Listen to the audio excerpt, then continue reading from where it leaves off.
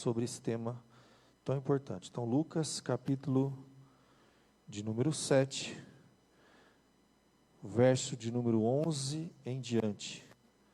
Lucas, capítulo 7, verso 11. Diz assim a palavra de Deus. Em dia subsequente, dirigia-se Jesus a uma cidade chamada Naim. Iam com ele os seus discípulos e numerosa multidão. Como se aproximasse da porta da cidade, eis que saía o enterro do filho único de uma viúva, e grande multidão da cidade ia com ela. Vendo-a, o Senhor se compadeceu dela e lhe disse: não chores. Chegando-se, tocou o esquife, e parando os que conduziam, disse: jovem, eu te mando, levanta-te. Sentou-se o que estivera morto, e passou a falar. E Jesus o restituiu à sua mãe. Todos ficaram possuídos de temor, e glorificaram a Deus, dizendo: grande profeta se levantou entre nós, e Deus visitou o seu povo. Esta notícia a respeito dele divulgou-se por toda a Judeia e por toda a circunvizinhança. Eu vou repetir, meus irmãos, o verso de número 13. Vendo-a, o Senhor se compadeceu. Ele disse: não chores. Vamos orar, pedindo mais uma vez a bênção e a direção de Deus para a mensagem dessa noite. Senhor Deus, nós te louvamos porque a tua palavra sempre nos traz, ó Deus, algo novo, algo relevante para o momento presente, ó Pai, da nossa vida. Nos fala do passado, nos fala do futuro, mas ela é tão presente, ó Deus, tão atual. Queremos pedir nesse momento, Senhor, fale o nosso coração, tem misericórdia de nós. Tem misericórdia, Senhor, daquelas pessoas que estão vivendo esse processo de separação, despedida, morte, luto, em um país que foi profundamente afetado com esse tema, Senhor. Dê a nós, individualmente, sabedoria para lidar com esta realidade. Como igreja, dê a nós também, ó Deus, visão para fazer diferença na vida das pessoas, com a nossa mensagem de esperança, e com algo de concreto, Pai, que estiver no nosso alcance também, para podermos mudar a vida das pessoas, a realidade das pessoas. Tem misericórdia de cada um aqui, abençoe aqueles que estão nos acompanhando online, que irão ouvir esta mensagem depois. Que teu Espírito fale, Senhor, nós somos vaso de barro nas mãos do oleiro. Que teu Espírito Santo opere, fale e faça maravilhas, ó Deus, em nosso coração. Ajuda-nos e abençoa-nos, é o que eu te peço, em nome de Jesus. Amém. Irmãos, por que a relevância desse tema? Não precisa falar muito, né, gente? Vamos pensar. Meus queridos, Brasil chegou a 600 mil óbitos, numa pandemia que nós estamos caminhando ainda para o segundo ano. 600 mil óbitos. De todos os estados, o estado de São Paulo é o que mais foi atingido. Nós temos, por exemplo, Rio de Janeiro, que foi também bem abrangente, chegou a 60, quase 70 mil. Minas, 30 e poucos mil óbitos. Vidas ceifadas nessa pandemia. Mas o estado de São Paulo, por exemplo, chegou a 150 mil. É o estado que mais foi atingido. Claro que é o mais numeroso também, mas proporcionalmente falando é assustador. No ano 2020, o Brasil foi o país que mais teve óbito. Dos 600 mil óbitos, mais de 400 foram nesse ano. Então, em um ano, nós perdemos 400 mil vidas. 400 mil vidas, é uma quantidade assustadora, que as últimas gerações, não só a nossa geração, as últimas gerações não viveram algo parecido. Quem sabe em época de guerra, mas não fomos atingidos nesse nível. 400 mil. Na verdade, de todos os países do mundo, Os Estados Unidos é o que mais teve óbito, 700 e poucos mil. Só que os Estados Unidos tem 330 milhões de habitantes, nós temos 210 milhões. Então, proporcionalmente falando, o nosso país foi um dos países que mais sepultou pessoas nessa pandemia. Nesse ano, mais de 400 mil nós tivemos. E quando a gente fala em números, né, alguém disse certa vez, quando morre uma pessoa conhecida, importante, é uma tragédia. Mas quando é um número grande, vira uma estatística.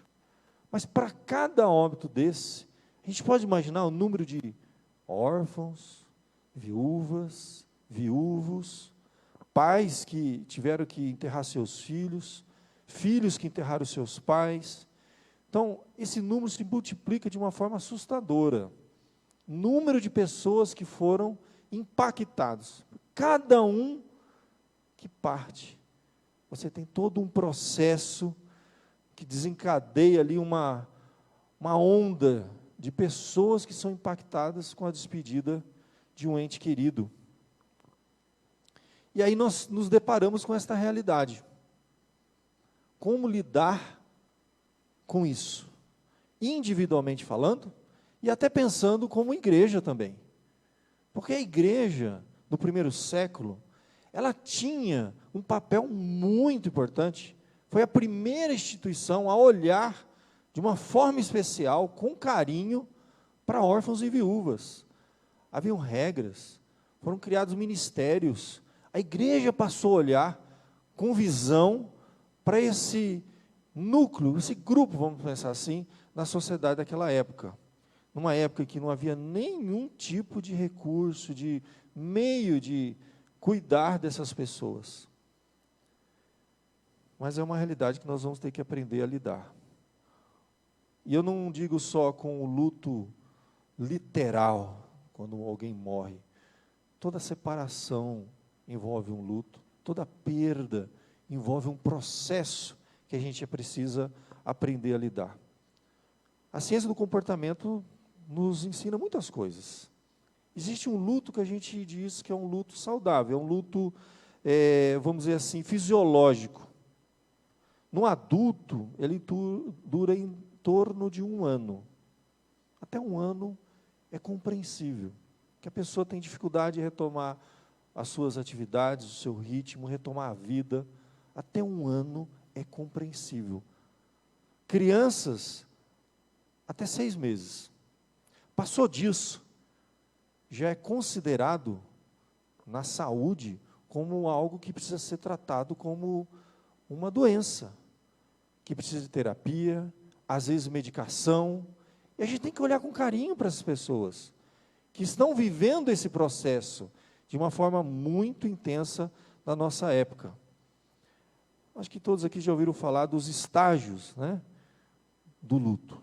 Se você teve uma perda grande, uma separação, até uma morte literal, próxima de você, você vai ter que enfrentar alguns estágios. O primeiro estágio é o da negação. É um instinto de autoproteção que nós temos. Através da negação, ou também conhecido como fase do isolamento, é a primeira das 5 etapas do luto, meus queridos, é um mecanismo de defesa temporário. Alguns, na área da terapia, chamam de um para-choque. Aquele primeiro impacto que você tem, a notícia que você recebe, não só da morte em si, como eu disse, às vezes uma separação, uma perda grande, algo que mexe com você. Você se isola, você se fecha, você se protege.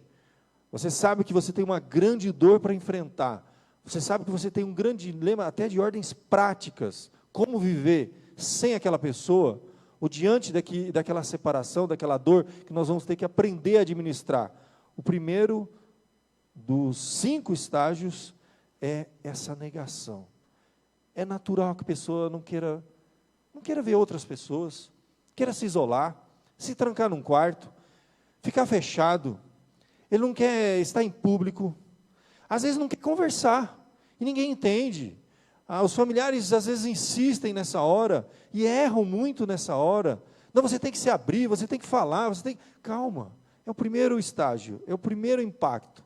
A pessoa se isola, se fecha, no mundinho dela. Isso é natural, a gente tem que aprender a administrar isso. O segundo estágio, quando a ficha começa a cair, a gente diz, é a raiva, né? Acontece quando as pessoas saem da introspecção intensa, daquele primeiro estágio, da negação, e agora então, elas finalmente começam a deixar os seus sentimentos serem impactados com aquela nova realidade. Nesse momento que tem um tipo de uma revolta. É nessa hora que a gente começa a achar culpado. O culpado foi, às vezes, o hospital que não fez o que devia ter feito. Ou, às vezes a pessoa também se culpa nessa hora. Ela fica com raiva dela mesma, com raiva de outras pessoas, começa a achar um culpado para aquela morte, começa a culpar, às vezes, até autoridades, ou o médico. Alguém foi culpado por aquilo. E às vezes sim, às vezes foi uma negligência, às vezes foi um assassinato, às vezes existe um culpado, mas essa raiva, ela começa a se manifestar de alguma forma. Esse é considerado o segundo estágio nesse processo que nós vamos ter que aprender a lidar, administrar mais cedo ou mais tarde na nossa vida. E recentemente, de uma forma muito intensa, nós estamos lidando com isso. Depois disso vem o terceiro estágio. Depois que a raiva começa a diminuir, é o que se chama de negociação ou barganha. Nesse momento, os pensamentos de que as coisas podem voltar a ser como antes prevalecem e a pessoa tenta negociar consigo mesma ou com os outros para que isso não aconteça. A vida começa a voltar ao normal e ele começa a lidar com essa nova realidade, a negociar, vamos dizer, por isso que tem esse termo, esse terceiro estágio do luto. Eu vou tentar ser bem objetivo, porque eu quero chegar no texto, evidentemente, e trazer uma mensagem de esperança para a igreja e para a nossa geração. O quarto estágio é a depressão, propriamente dita. É quando aqueles três primeiros estágios passaram, e agora a realidade de você viver sem aquela pessoa. Pode ser um ente querido, pode ser alguém que você... perdas e separações, ou luto, literalmente falando. Nesse momento, o indivíduo começa a lidar verdadeiramente com a perda. É o momento mais difícil do luto. Alguns dizem que é quase o final. Você vai entender por causa do quinto estágio. Aqui, meus queridos, os sentimentos, eles enfrentam o momento mais duro, mais sombrio do luto. Aqui a ficha, como a gente diz, caiu finalmente, totalmente. Nesse momento, meus queridos, uma vez que a pessoa atravessou as fases de natureza mais combativas, a negação, a raiva, a negociação, agora essa é a realidade. Eu vou ter que aprender a viver sem essa pessoa. E aí vem o último estágio, que é considerado a superação do luto, que é a aceitação. É quando finalmente, nessa última fase do luto, as pessoas lidam com seus sentimentos de forma mais serena. É o momento que elas conseguem expressar de forma mais clara os seus sentimentos, emoções, frustrações e dificuldades que a circundam, e ela começa a superar. Como eu disse, um adulto até 1 ano, isso é normal, esse processo todo. Passou disso, precisa de um cuidado especial. Uma pessoa que está 1 ano e meio, 2, 3, 4, e não consegue retomar a vida, isso é considerado um luto patológico. É necessário um acompanhamento, às vezes até profissional, uma força espiritual, e às vezes até medicamento. Até 1 ano a gente vai ter que aprender a conviver com isso. Eu estou dizendo isso porque todos nós vamos passar de uma forma ou de outra. Não só pelo período que nós enfrentamos nessa pandemia, mas todo mundo vai ter que aprender a lidar com essa realidade. Às vezes, a ordem natural das coisas, vamos enterrar os nossos pais, vamos enterrar parentes, né, que a idade vai chegando, mas às vezes a ordem inverte. E é mais duro, é mais difícil, quando a ordem, né, inverte, e a gente tem que lidar com isso da forma mais difícil possível. Meus queridos, Dito isso, a gente volta para o texto. Que texto, que momento tão delicado na vida de uma viúva, que estava, como diz o texto sagrado, saindo de uma cidade chamada Naim, indo sepultar o seu único filho. Você pode imaginar essa cena? E é interessante que o texto sagrado nos diz que grande multidão da cidade ia com ela. Ou seja, cidades pequenas, todo mundo havia acompanhado o primeiro luto daquela mulher, e eu imagino aqui que toda a energia dela, todo o cuidado dela, depois de já ter enterrado o seu marido, foi canalizado, foi voltado para o seu filho único. E agora, meus queridos, depois de ter enterrado seu marido, está enterrando o seu filho. E saindo daquela cidade, uma grande multidão é com ela, naquela procissão, né, fúnebre, triste. E quando a Bíblia diz que grande multidão, ou seja, a cidade toda estava se compadecendo dela, se identificando com a sua causa. O que seria dali para frente? Meus queridos, vamos imaginar, naquela época, era tão séria essa questão do luto, porque da viuvez, porque não havia nenhum tipo de amparo. E às vezes o filho, a família, era o único amparo que ela tinha. Então a última esperança dela era o filho. Queria cuidar dela na velhice, queria ampará-la, e ali ela estava indo sepultar o seu filho. Então, quando a Bíblia coloca, no verso de número 12, que aproximava-se da porta da cidade, o enterro do filho único de uma viúva, e grande multidão ia com ela, todos esses detalhes formam esse contexto que a gente está vendo, de uma dor muito profunda, de uma falta de esperança enorme, tão grande, e ali você tem dois grupos que se encontram. Você tem Jesus representando a vida, e trazendo vida para aquela cidade, com os seus discípulos, e saindo daquela cidade, uma viúva que enterrava o seu único filho, e com uma multidão lamentando aquela dor, aquele sofrimento todo. E essas duas multidões, esse encontro de duas multidões, se dá ali na porta da cidade. Parece até cena de filme, né? Uma multidão vindo chorando, e uma multidão cheia de vida, encontrando com aquela multidão cheia de dor, cheia de sofrimento. A cena era tão comovente, que o próprio Senhor Jesus, diz o verso de número 13, vendo-a, se compadeceu. Jesus para. Jesus olha de modo muito especial para quem está enfrentando essa dor. É isso que o texto nos deixa. E nos faz pensar. No meio daquilo, Jesus para, se compadece dela e diz: não chores. Não chores. Jesus tem uma palavra de conforto. Jesus tem um cuidado especial com quem está passando por esse processo. Eu posso pensar que Jesus olha de forma especial para quem está nesse momento. E vai ter outras passagens. Vocês se lembram? Quando Jesus foi no enterro de Lázaro, a Bíblia diz o quê? Que Jesus chorou, não pela morte de Lázaro, porque Lázaro já estava num lugar de glória. Lázaro era um filho de Deus, já estava na presença de Deus, espiritualmente. O pó volta ao pó como era, e o Espírito é Deus que o deu.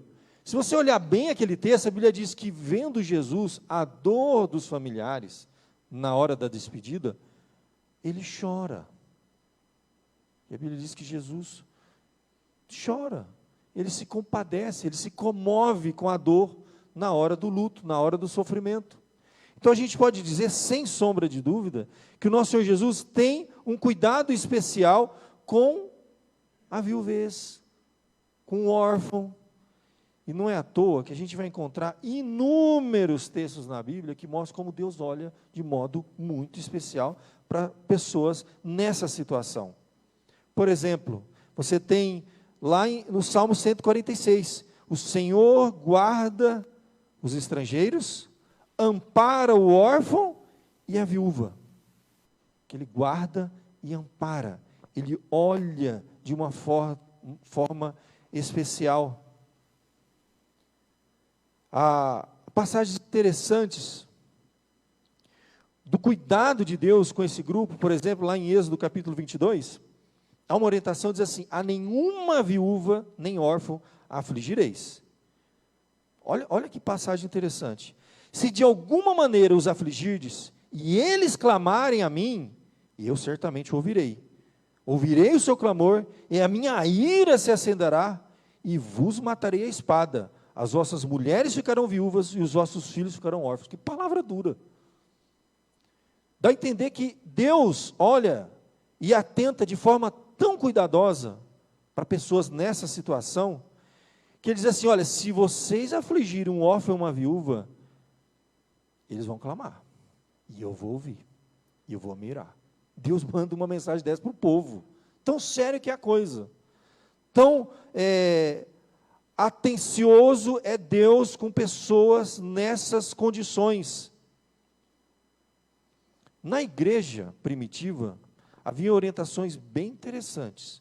Lá em 1 Timóteo capítulo 5, por exemplo, diz assim: honra as viúvas. A igreja, é dito para a igreja, como instituição, ter um cuidado especial com as viúvas. Mas havia uma observação: as verdadeiramente viúvas. Porque se elas tiverem filhos ou netos, que eles aprendam primeiro a exercer piedade para com sua própria família, e a recompensar seus pais, porque isto é bom e agradável diante de Deus. Ora, aquela que é verdadeiramente viúva e desamparada, e espera em Deus, e persevera dia e noite com rogos e orações. Interessante observar isso. A verdadeiramente viúva. Deus sabe o nível de dor, de desamparo, que alguém que separa-se do seu ente querido, enterra um filho, enterra um parente, um membro da sua família, passa. E a Bíblia diz que Deus olha de forma especial para as pessoas. E a coisa é tão séria, que lá na carta de Tiago, há uma orientação interessante. O que é a verdadeira religião? A verdadeira religião diante de Deus. A verdadeira religião, segundo Tiago 1,27, ele diz assim: a religião pura e imaculada para com Deus Pai é, visitar órfãos e viúvas nas suas tribulações. Gente, o que é a verdadeira religião? Para Deus, é cuidar daqueles que necessitam de um cuidado especial. É olhar com os olhos de Deus para pessoas que estão em situação de sofrimento. E ele continua: e guardar-se da corrupção do mundo. Essas duas coisas não se excluem. Viver uma vida justa e correta aqui nesse mundo é metade da verdadeira religião. É metade do que Deus quer do seu povo. A outra metade é misericórdia. É olhar com os olhos misericordiosos de Deus para pessoas em situação de sofrimento. E no caso especial, a Bíblia usa a figura do órfão e da viúva. Ou seja, alguém que perdeu um ente querido. Gente, eu fico assim impressionado quando eu vejo isso na Bíblia. Porque a Bíblia, mais do que qualquer outro livro, mais do que qualquer manual, mais do que qualquer texto, nos dá segurança, paz, conforto, sobre o que acontece com os que partem. Em nenhum momento há um desespero pelos que partem. A Bíblia fala do cuidado e misericórdia pelos que ficam. Porque aqueles que partem já estão, como a gente crê, na presença de Deus, aqueles que são de Deus. A Bíblia diz que é preciosa aos olhos do Senhor a morte dos seus santos. Então, em nenhum momento há um desespero, há uma desinformação da palavra de Deus sobre aqueles que partem, sobre o destino deles. A Bíblia dá inúmeros textos para nós, de pessoas que partiram, e estão num lugar muito melhor do que esse. Isso deve nos confortar. Mas a Bíblia, no Antigo e no Novo Testamento, usa até como referência o que é verdadeira religião, o que agrada a Deus. Olhar de uma forma misericordiosa por aqueles que sofrem com a separação, perda, luto, morte. Deus está mais preocupado com aqueles que ficam, há mais orientações bíblicas nesse sentido, do que com aqueles que partem. Até porque a morte sela o destino da alma, não há mais nada para te fazer. Está com Cristo, parte com Cristo, eternamente com Cristo. Quem não está com Cristo, parte sem Cristo, eternamente sem Cristo, não há nada a fazer. A Bíblia não cabe a nós não temos nada para fazer. Em nenhum momento a Bíblia fala para fazer cultos, missas, orações, em nenhum momento a Bíblia fala para orar pelos que partiram, interceder pelos mortos, não existe nada na Bíblia. Mas a Bíblia tem muita coisa, muita orientação, muita palavra de conforto, muito para nós refletirmos, pensarmos sobre aqueles que ficam. Como lidar com isso? É uma realidade que todos nós vamos ter que aprender. Quando a gente se une em matrimônio, como é que são os votos? Até que a morte os separe. Um dos dois vai ter que lidar com isso. A chance de você lidar com isso, no dia do seu casamento, é 50%. Aqueles que têm os seus pais vivos, mais cedo ou mais tarde, se tudo der certo, nós vamos ter que lidar com isso. É algo, então, que a gente devia olhar com mais atenção. E quem sabe nos preparar mais para isso. Na nossa cultura brasileira, a gente parece que evita falar sobre isso. A gente parece que tenta viver como se isso não fosse uma realidade. A gente tem até um certo tabu falar sobre isso. Deveríamos falar sobre isso com os nossos filhos. Deveríamos falar com isso com os jovens. Que a Bíblia fala. Tem passagens interessantes. A gente vê lá em Provérbios uma palavra tão bonita para os jovens, falando sobre viver a vida aqui intensamente com Deus, porque os dias irão diminuir, no futuro será mais difícil. Há muitas orientações bíblicas sobre esse assunto. E se nós que somos adultos, às vezes não estamos preparados para lidar com isso, dirá os jovens, as crianças que vão ter que lidar com isso. Eu tive que lidar com o sepultamento de avós, quando eu era criança. Eu nunca tinha ouvido uma palavra de orientação nesse sentido. É algo que a gente deveria falar mais, sem medo, sem tabu, preparar mais a nossa família sobre esse assunto, os nossos filhos, os nossos netos, para que eles amadureçam nesse assunto, porque nós adultos temos dificuldade com isso, gente, dirá eles.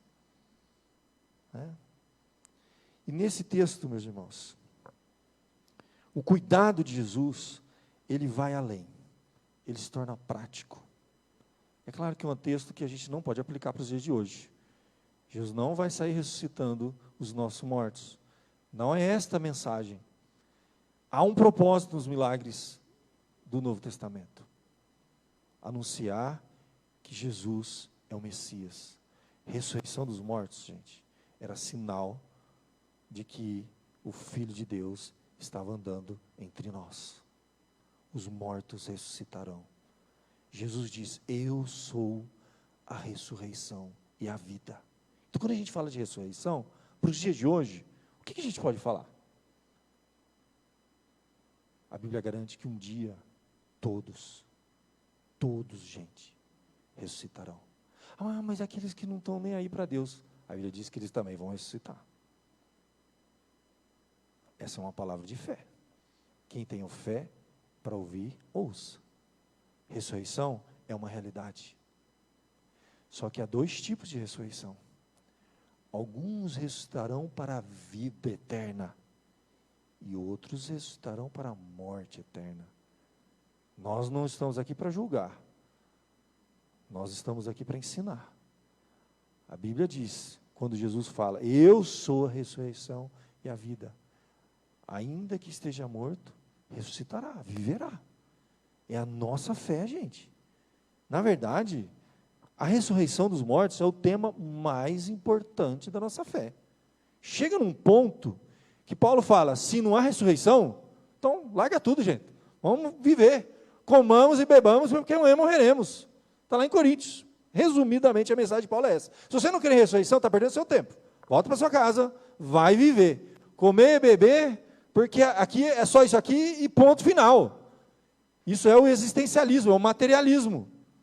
É aqui e só, e acabou. Então a nossa fé,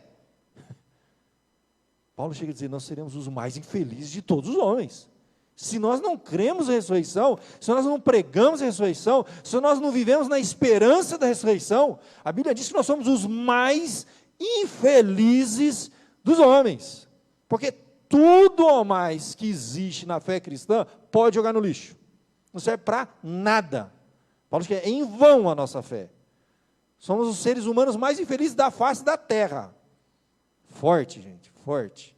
Então, a ressurreição é a mensagem mais importante. Jesus chegar naquele momento em que ele vê aquela mulher chorando, ele se compadece, ele diz, não chores, mostra que ele tem um cuidado especial com esse processo. O que a gente pode dizer para alguém que está vivendo o processo do luto, para pessoas que enterraram seus entes queridos? Deus está olhando para você de uma forma especial. Deus vai estar com você agora mais do que nunca. Deus vai ouvir a sua oração mais do que qualquer outra. Isso é bíblico. Isso é forte. Deus vai andar ao seu lado. Deus não vai te desamparar. Qualquer tipo de injustiça, de maldade que é feito com o órfão, com a viúva, desperta a ira de Deus. São pessoas que se tornaram especiais para Deus. Posso dizer isso? Posso. Baseado no que eu leio na Bíblia. Posso dizer isso para uma pessoa que está em luto. Falar, Deus vai estar perto de você mais do que nunca. Deus vai te confortar. E o que significa a palavra conforto? São duas palavras, com força. Quem dá força para quem se despede de um ente querido? Vamos fazer a terapia, vamos tomar remedinho se precisar, vamos buscar toda a ajuda necessária. Meu querido, existe uma ajuda que é de dentro para fora, que nenhum de nós tem poder. Isso é Deus que está nos garantindo. É Ele que conforta, é Ele que chega para aquela mulher, se compadece. É uma palavra muito forte. Simpatos. É a ideia de simpatizar, sentir a mesma coisa. Jesus sentiu o que aquela mulher estava sentindo. Há um nível de identificação profundo que o Messias, que Jesus Cristo tem, que nós não temos noção do nível disso. É aquilo que, é a mesma palavra usada lá em Hebreus 4, que eu já preguei várias vezes aqui na igreja, fala o nosso grande sumo sacerdote, que adentrou os céus, que intercede por nós. Aí ele termina falando assim, porque nós não temos um sumo sacerdote que não possa se compadecer de nós, mas um que como nós foi provado, experimentado em todas as coisas, mas sem pecado. Portanto, nos acheguemos confiadamente ao trono de graça, para que alcancemos graça, ajuda, socorro em tempo oportuno. A palavra usada lá é simpatos, é sentir a mesma coisa. Jesus não só se compadece, ele se coloca no lugar. E não é por acaso, é porque ele viveu carne e osso. Jesus foi em enterros. Jesus enterrou entes queridos. Nós temos razões bíblicas para crer que Jesus enterrou seu pai, muito jovem ainda. A Bíblia por vezes fala, Jesus o filho do carpinteiro, significa que o pai dele estava vivo. Jesus o filho do carpinteiro, Jesus o filho do carpinteiro, em algum momento, nós não sabemos, que há um silêncio, dos 12 aos 30, nada se fala de Jesus. Jesus teve uma vida normal, cresceu numa casa com pai, mãe e irmãos, trabalhou com seu pai, aprendeu a profissão da carpintaria e em algum momento, a gente não sabe, dos 12 ao 30, Jesus sepultou seu pai. E a Bíblia passa a identificar Jesus como o carpinteiro. Ele assume a carpintaria do pai, ele é arrimo de família. Ele trabalha para ter dinheiro, para poder sustentar a sua casa, a sua mãe viúva e os seus irmãos órfãos. Jesus sabe o que é viuvez, porque ele teve uma mãe viúva. Jesus sabe o que é órfão, porque ele foi órfão de pai terreno, e teve irmãos órfãos, e mais do que isso, Jesus foi arrimo de família, ele assumiu a sua casa, ele cuidou de todos os detalhes, Com toda certeza, Jesus era o que confortava os seus irmãos, a sua mãe. Tinha que acordar cedo, abrir a lojinha, vender a carpintaria, juntar dinheiro, comprar comida, pão e levar para casa. Porque ele viveu numa casa onde havia órfãos e viúvas. Jesus, quando vê aquela viúva de um único filho, enterrando agora o seu único filho, essa mulher estava 100% desamparada. Ninguém poderia fazer o que o marido ou o filho iria fazer. E Jesus se compadece, simpatos. Porque nós temos um grande sumo sacerdote, que tem poder, dínamos é a palavra grega, de se colocar no seu lugar, e sentir na pele, cada sofrimento humano, porque ele foi provado, tentado, experimentado, em todas as coisas, a nossa semelhança, igualzinho a gente. Jesus tinha um cérebro como o nosso, um coração como o nosso, ele sentia dor como a gente, ele tinha o mesmo sentimento que nós, a Bíblia diz semelhante, ele era o nosso semelhante. Então, meu querido, você pode imaginar isso? O Criador do universo se fez carne, habitou entre nós, e sabe cada dor, cada processo da luta que é a vida, nesse mundo caído, cheio de sofrimento, injustiça, dor e morte. Ele, quando olha para aquela mulher e se compadece, diz: não chores, ele estava se colocando no lugar dela. E naquele momento, ela foi agraciada, porque a mulher que teve a maior dor que alguém poderia ter, depois de sepultar o marido, o único filho, recebeu a maior graça que alguém poderia receber naquele momento, porque aquilo se materializa de uma forma, que Jesus toca o esquife, o caixão, e diz: jovem, eu te mando, levanta-te. Você imagina uma cidade inteira, depois de ter velado aquele corpo, estava indo enterrar aquele corpo, e a Bíblia diz que ele se senta, e se levanta do caixão. Todos viram, a Bíblia diz que eles ficaram possuídos de temor, com uma cena dessa. Você passa uma noite inteira velando um jovem, e alguém toca nele e fala: levanta. Quem tem poder para fazer isso? Quem tem autoridade sobre a vida e a morte, senão um Deus encarnado? Ele diz: eu sou a ressurreição e a vida. A Bíblia diz que todos ficaram possuídos de temor, glorificaram a Deus, dizendo: grande profeta se levantou entre nós, e Deus nos visitou. Deus nos visitou. Deus continua nos visitando. A ressurreição literal não vai acontecer imediatamente, mas é apenas uma questão de tempo. Nós cremos nisso, nós confiamos nisso. Essa é a base da minha fé, deve ser a base da nossa fé. É a única razão porque nós temos esperança para enfrentar a vida e um dia a morte, porque você crê que Jesus é a ressurreição e a vida. Feche seus olhos, coloque-se diante de Deus. Se você tem alguém que está passando por esse processo, ore por essa pessoa, compartilhe essa mensagem com essa pessoa. Há esperança. Nós servimos a um Deus vivo, que se identifica com cada um de nós de uma forma que nós nem podemos imaginar. Ele se coloca no nosso lugar de uma forma que a gente não tem noção, gente. Jesus hoje ainda se compadece de nós, porque a Bíblia diz que nós não temos um sumo sacerdote que não possa se compadecer, mas um que foi tentado, provado, experimentado em todas as coisas, a nossa semelhança.